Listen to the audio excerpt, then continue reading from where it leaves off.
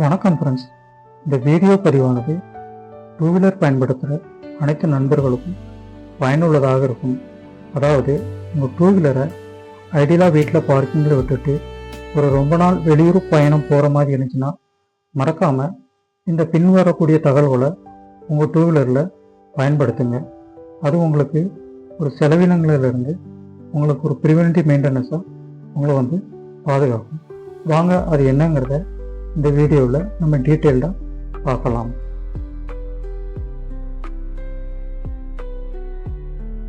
இந்த இமேஜ் பார்த்தீங்கன்னா ஒரு வாகனத்தில் இருக்கக்கூடிய அந்த ஃபியூல் சப்ளை ஒரு டயக்ராம்.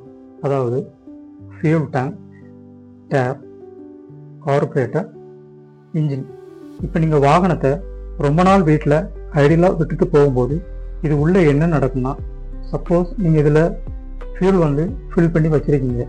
இந்த ஃபியூலானது நாளடைவில் டீக்ரேட் ஆகி இதில் உள்ள அந்த ஃபில்டர் எலமெண்ட் அண்டு இந்த கார்பரேட்டர் உள்ள இந்த ஐடியல் ஜெட், மெயின் ஜெட், இதில் உள்ள ஹோல்ஸ் எல்லாமே அடைக்கிறதுக்கு நிறைய சான்சஸ் இருக்குது.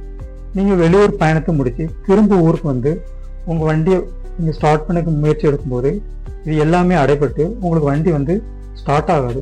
அதனால் இது ஒரு ப்ரிவென்டிவ் மெயின்டெனன்ஸாக நீங்கள் இந்த ஃபியூலை எல்லாமே ட்ரெயின் பண்ணுறது ரொம்ப நல்லது. முடிஞ்சால் உங்களுக்கு சர்வீஸும் நியர்பையாக இருந்தால் இதில் உள்ள இன்ஜின் ஆயிலையும் ட்ரெயின் பண்ணுறது ரொம்ப நல்லது. பேட்டரி, மெயின் அண்டு எர்த் கேபிளையும் நீங்கள் டிஸ்கனெக்ட் பண்ணிடுங்க. திரும்ப உங்கள் பயணத்தை முடிச்சுட்டு நீங்கள் திரும்ப நீங்கள் வண்டியை இந்த ப்ரொசீஜர்லாம் நீங்கள் ஃபாலோ பண்ணி ஃபியூலை நீங்கள் டாப்அப் பண்ணி இன்ஜின் ஆயில் சர்வீஸ் பண்ணி இந்த பேட்டரி எல்லாமே நீங்கள் கனெக்ட் கொடுத்து ஃபில்டர் எல்லாமே க்ளீன் பண்ணி திரும்ப நீங்கள் வண்டியை ஸ்டார்ட் பண்ண முயற்சி எடுக்கும்போது உங்கள் வண்டியானது எந்த ஒரு ஸ்ட்ரகிளும் இல்லாமல் ஈஸியாக நீங்கள் ஸ்டார்ட் பண்ண முடியும். உங்களுக்கு மெயினாக இதில் செலவுகளை நீங்கள் குறைக்கலாம்.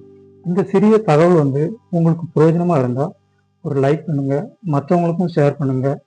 இதுபோல் சிறிய பயனுள்ள தகவல் உங்களுக்கு தொடர்ந்து கிடைக்க மறக்காமல் இந்த சேனலை சப்ஸ்கிரைப் பண்ணுங்கள்.